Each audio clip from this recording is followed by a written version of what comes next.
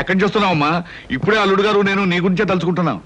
నేను కూడా మీ అల్లుడు గారి గురించే తలుచుకుంటూ వచ్చాను. బై బై, మీ హనీమూన్ ప్రయాణానికి కావాల్సిన కొనుక్కున్నావా? నాకు కావాల్సింది కొనుక్కుందామంటే నాకు అది దొరకటం లేదు డాడీ. It's all right. వెళ్ళేది ఢిల్లీ కదా, కావాల్సినవన్నీ అక్కడే కొనుక్కోవచ్చు. అవును, మనకు కావాల్సినవన్నీ అక్కడే కొనుక్కోవచ్చు సీత. You don't worry. మాకు ఢిల్లీ టికెట్స్ ఎంత కొన్నారు డాడీ? 1500 చిల్లరైందమ్మా. అంటే మన ఆఫీస్ లో ఒక సేల్స్ మెన్ జీతం అంతే కదండి? అంతే అయి ఉంటుంది. I don't know what uncle, మీ సేల్స్ మెన్ కి ఎంత ఇస్తారో ఆయన అడగడం దేనికి? పుచ్చుకునేది మీరేగా. Sita, what are you talking? Shut up. అబద్ధాలు కట్టుకథలు చెప్పి నన్ను మోసం చేస్తావా? మా నాన్నగారి దగ్గర జీతం డబ్బుల కోసం పనిచేసేవాడివి నా దగ్గర మల్టీ మిలియనర్ల వద్ద చేస్తావా? ఎందుకో పనికిరాని నీ కుటుంబ సభ్యుల్ని, గ్రేట్ పీపుల్ అని నాకు పరిచయం చేస్తావా? నా మెళ్ళలో తాళిబొట్టుకి మోసం, అబద్ధం, కుట్రని 3 ముళ్ళు వేసి నా బ్రతుకుని అన్యాయం చేస్తావా? అమ్మా సీత, ఆవేశపడదు. ఈ పెళ్లి జరగడానికి కారణం అతను కాదమ్మా, నేను. డాడీ. అవునమ్మా, అతని అబద్ధాలను బలపరిచి నేను నమ్మేటి చేసి ఈ పెళ్లి జరిపించింది నేనమ్మా. డాడీ, ఈ పని నువ్వు చేసావా? ఒక మగవాడు పెళ్లి కాని ఆడపిల్ల ఆస్తి చూసి, అందం చూసి అబద్ధాలతో మోసం చేశాడంటే దానికి అర్థం ఉంది. కానీ ఒక కన్న తండ్రి సొంత కూతుర్ని పరాయి మగాడితో నాటకవాడి పెళ్లి జరిపించాడంటే బహుశా లోకం ఇదే మొదలుతారనుకుంటాను. పసితరం నుంచి అమ్మలే నన్ను పెంచి పెద్ద చేసి అడిగింది కాదనక, కోరింది లేదనక నన్ను ఇంతదాన్ని చేశా. ఇప్పుడు ఆయనతో కలిసి నాటకవాడి నన్ను ఎందుకు మోసం చేసావు? ఎందుకు మోసం చేసావు డాడీ?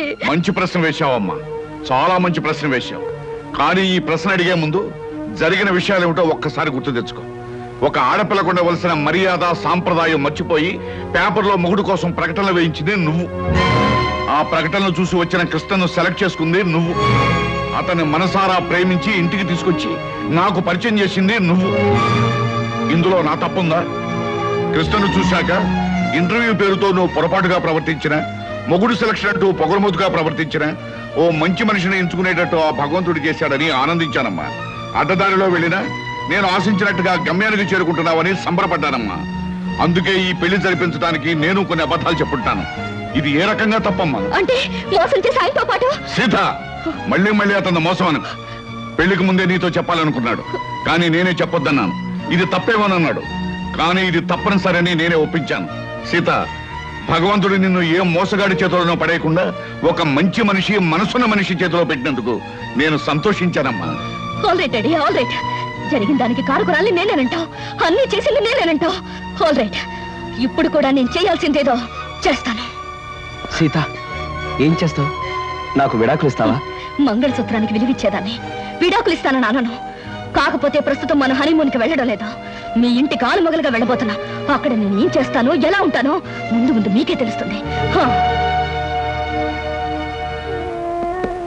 కృష్ణ, ఈ మొండిది తిక్కది మీ ఇంటికి కాపురానికి వచ్చి నిన్ను ఎన్ని కష్టాలు పెడుతుందో, మీ సంసారంలో ఎన్ని కలతలు రేపుతుందో అనే భయంగా ఉందయ్యా. మావయ్య, మీరేం భయపడకండి. జీవితంలో ఎలాంటి ఛాలెంజ్నైనా ఎదుర్కొని విజయం పొందటం నాకు అలవాటే. మీ అమ్మాయి విషయంలో కూడా నేను గెలుస్తాననే నమ్మకం నాకుంది. కాకపోతే ఆనాడు రాముడు సీతను అగ్నిప్రవేశం చేయించాడు. ఈనాడు మీ సీత ఈ రాముడిని అగ్నిప్రవేశం చేయించబోతుంది. ఆ అగ్నికి ఏమాత్రం చెక్కు చెదరకుండా పవిత్రమైన మనిషిగా బయటకొస్తాననే నమ్మకం నాకుంది మావయ్య. డాడీ, నేను అత్తవారింటికి వెళ్తున్నాను. అమ్మ సీత, నిన్ను ఆడంబరంగానూ ఆర్భాటంగానూ పంపించాలని జరిగిన అబద్ధం పెళ్లికి ఇలా వెళ్ళటమే సరైన పద్ధతి. పదండి. సీత, నీ ఆస్తి అంతస్తు చూసి నిన్ను పెళ్లి చేసుకోలేదు. నువ్వెక్కడి నుంచి ఏమీ తీసుకురావడానికి వీల్లేదు. కట్టుకున్న చీరతోనూ, నేను కట్టిన తాళితోనూ, కట్టుకున్న మొగుడుతోనూ నువ్వు నీ పుట్టింటి నుంచి బయలుదేరి రావాలి. That's all. కమాన్.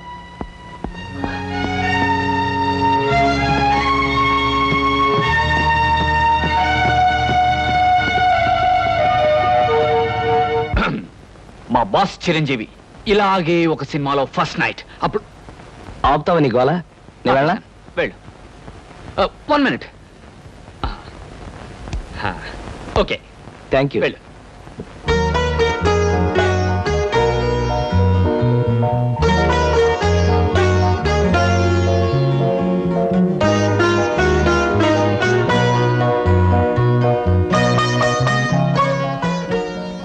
సీత, మగాడికైనా ఆడదానికైనా జీవితంలో ఈ తొలి రాత్రి అనేది ఓ మరపురాని మధురమైన అనుభవం అంటారు.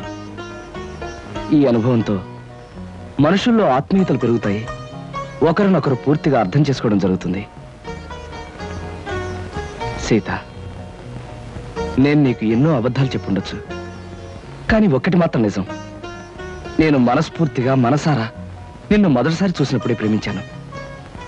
I love you Sita, I love you. కాదండి, మీరు నన్ను ముట్టుకోవడానికి వీల్లేదు. సీత, అవును, తాళి కట్టారు గనక లోకం ముందు మీకు భారీగా తల ఉంచే ఉంటాను.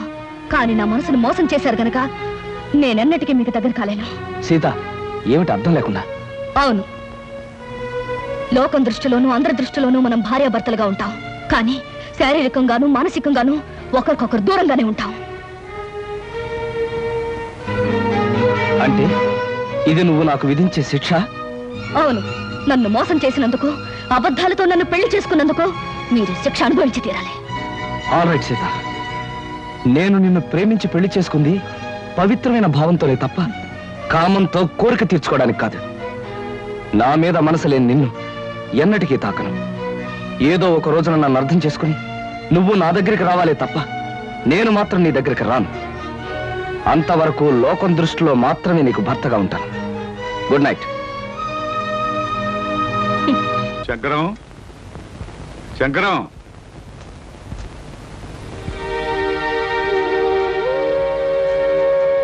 అమ్మా సీత, స్టవ్ మీద వేడి నీళ్ళు ఉన్నాయి, దించేయి. అలాగే అన్నయ్య.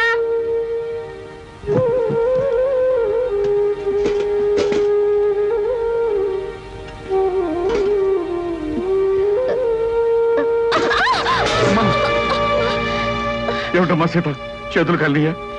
లేదు నాన్న, నా కర్మ ఇలా కాలింది. అవే మాటలమ్మా, అయినా కోటీశ్వరుడి కూతురివి, నీకు ఈ వంట పని అంట్ల పని ఏమిటమ్మా? పుట్టి బుద్ధి ఎరిగాక నువ్వెప్పుడైనా వంటగదిలోకి అడుగు పెట్టావమ్మా?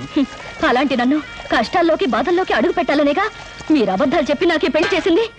అమ్మా సీత, నాన్న, చేతి మీద పడిన వేణీళ్లకు నా కన్నీళ్లే వస్తాయి, కానీ నా కన్నీటి చుక్కలు చూసిన మీకు బాధతో గుండె కోతపడి నెత్తుటి చుక్కలు వస్తాయని నాకు తెలుసు. నేను కోరుకునేది అదే. అమ్మా సీత, ఓ మంచి మనిషితో నీ పెళ్లి జరగాలని నేను తాపత్రయపడ్డానే తప్ప నువ్వో పని మనిషిలాగా అలవాటు లేని అడ్డమైన పనులు చేయాలని నేను కోరుకోలేదమ్మా. 2000 జీతంతో అరడజన మంది ఉన్న కుటుంబాన్ని పోషించే ఒక మధ్యతరగతి మనిషి ఇల్లాలు అన్ని పనులు చేసే తీరాలన్నా. ఇది నువ్వు కన్నబిడ్డకు చేసిన మహోపకారం. పార్వతి, పవిత్రమైన కళ్యాణి రాగం లాంటి వార్త తీసుకొచ్చానే. ఎక్కడ? అరే బావగారా, ఎంతసేపు అయింది వచ్చి? ఇదేమిటి ఇక్కడ నిలబడ్డారు? రండి కూర్చుందాం. రండి రండి, కూర్చోండి. నమస్కారం అండి. నమస్కారం. బావగారు పళ్ళు తీసుకొచ్చారు. అన్నీ మీ అమ్మాయికేనా, మరి మాకేమైనా ఉన్నాయా? నీకే బావగారు. ఆహా, పొద్దున్నే గుమ్మం తగిలి పడిపోయారని తెలిసింది. పలకరించి వెళ్దామని వస్తూ పళ్ళు తీసుకొచ్చాను. నానోయ్, గుమ్మం తగిలి పడితేనే బుట్టడు పళ్ళు పట్టుకొచ్చారు. ఇంటి మించి పడ్డావంటే లారీ నిండా పంపిస్తారేమో. ఒకసారి ట్రై చేయకూడదు? రే, లారీ పళ్ళ కోసం నేను ఇల్లెక్కి కిందకు దూకాలంట. మొహం మీద కొట్టానంటే ముఖారు రాగంలో మొత్తుగా ఎడుస్తావు వేదావా. నమస్కారం అన్నయ్య గారు. నమస్కారం అమ్మా. ఇదేనా రావటం? ఇంత ముందే వచ్చానమ్మా. కాఫీ తీసుకొస్తా. వద్దమ్మా, మీతో ఒక విషయం చెబుదామని వచ్చాను. గాంధీనగర్ లో నాకు ఒక ఇల్లు ఉందమ్మా. అది నౌకర్లు చాకర్లతో అన్ని సదుపాయాలు గల ఇల్లు. ఊరికినే పడాడటం ఎందుకు, మీరందరూ కలిసి దాంట్లో మారితే బాగుంటుంది అని అనిపించిందమ్మా. ఏమిటి, నౌకర్లు చాకర్లు అన్ని సదుపాయాలు ఉన్న ఇల్లా? ఛాయరాయ కీర్తన లాంటి శుభవార్తని కాస్త ముందెందుకు చెప్పలేదు బావగారు? రేపే ఇంటికి మార్చేద్దాం. అవునా? చక్కగా ఒక గదిలో నువ్వు తలుపులు మూసుకుని సంగీతం పాడుకోవచ్చు. మరో గదిలో గదుల మాట ఎలా ఉన్నా నౌకర్లు సౌకర్యాలు ఉంటే సీతకు నాకు పనులు తప్పుతాయి. తప్పకుండా మారిపోతాం అన్నయ్య గారు. వద్దత్తయ్య గారు, మా నాన్నగారు అభిమానంతో చెప్పొచ్చు కానీ మనం అక్కడికి వెళ్ళడం చిన్నతనం అనుకుంటున్నావు తల్లి. అభ్యాదేం లేదమ్మా.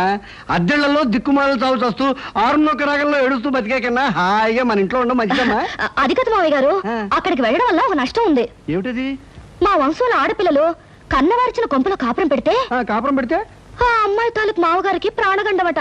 అమ్మో నాకే. ఇంతకు ముందు ఒకరిద్దరు అలాగే పోయారు కాదు నాన్న? ఏమిటి బావగారు, మీకు ఈ విషయం ముందే తెలుసా? సంగీతంతో నేను చిత్రహింసలు పెడుతున్నానని మా వధ ఉంటున్న మాటలు మీరు నమ్మేసి నా ప్రాణాలు తీసేద్దాం అనుకున్నారు అనమాట. నువ్వు పోతే మీ అందరం ఎంత చక్కగా హాయిగా బంగ్లాలో ఉండొచ్చు. మా గురించి ప్రాణత్యాగం చేయనన్నా. త్యాగం చేయడానికి ఇది ప్రాణం అనుకున్నావా, పంచాలు ఉంగి అనుకున్నావా? మామిడి పండుతో కొట్టానంటే మలై మారుతరాగంలో ఎడుస్తావు వేధవా. బావగారు, మీ అమ్మాయి ఏ ఏ పనులు చేస్తే నా ప్రాణానికి గండ వస్తుందో ఒక లిస్టు వేసి ఇవ్వండి. అవి చేయకుండా నేను జాగ్రత్త పడతాను. నాన్న, అభిమానంతో మీరు చేయబోయిన సహాయాన్ని వద్దన్నందుకు నన్ను మన్నించండి. నా నుదుటినిలా రాసి పెట్టినందుకు మేమంతా ఇక్కడే ఇలాగే ఉండాలి. కృష్ణ, అందరూ నిన్ను అదృష్టవంతుడు అని పొగుడుతున్నా, కానీ నీ మనసులో అగ్నిపర్వతం మండుతోందని నాకు తెలుసు. అమ్మాయి పంతం పట్టుదల చూస్తుంటే నువ్వు పెళ్లి వద్దు వద్దని చెప్తున్న అమ్మాయి నీకు ఇచ్చి పెళ్లి చేసి పొరపాటు చేశానేమో అనిపిస్తోంది. మావయ్య, జీవితంలో ఛాలెంజ్ని ఎదుర్కోవడం నాకు చిన్నప్పటి నుంచి అలవాటైన ముందే చెప్పాను. సీతను తప్పకుండా మార్చి నా మనిషిగా, మామూలు మనిషిగా చేస్తాను. మీరేం బాధపడకండి.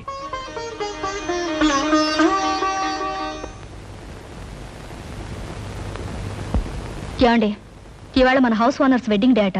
సాయంకాలం పార్టీకి పిలిచారు. పెళ్లి రోజులు అనేవి ప్రతి జంటకి వస్తుంటాయి.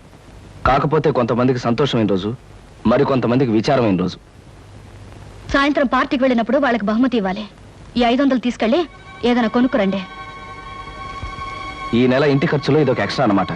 అయినా ఈ మన్మధరావు వెడ్డింగ్ డే చేసుకోకపోతే దేశానికి ఏమైనా నష్టమా? సవ్యంగా పెళ్లి చేసుకున్న వాళ్ళకి వెడ్డింగ్ డే అనేది ఓ పండుగ లాంటిది. 4 గంటలకల్లా పార్టీకి వెళ్ళాలి. ఏదో ఒకటి తీసుకురండి.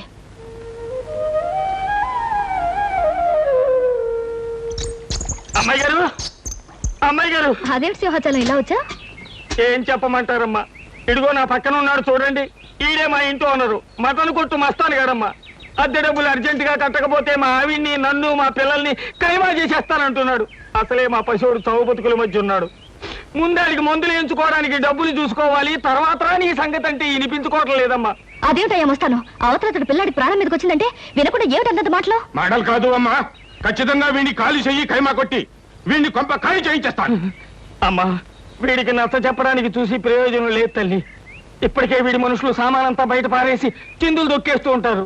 నా పెళ్ళం బిడ్డను ఒళ్ళో పెట్టుకుని చావు బతుకుల మధ్య ఉన్నాడు అని ఏడుస్తూ ఉంటుంది. ఏం చెప్పినా వినకపోవడం వీడికి పుట్టుకతో వచ్చిన గుణమమ్మా. డబ్బులు ఇవ్వడం తప్ప మరో దారి లేదు తల్లి, మరో దారి లేదు. నువ్వంత బాధపడకు సింహాచలం. అతను అంత మనసు లేకుండా దుర్మార్గంగా మాట్లాడుతుంటే మనసున్న మనిషి ఎవరు చూస్తూ ఊరుకోలేరు. నీకెంత కావాలి?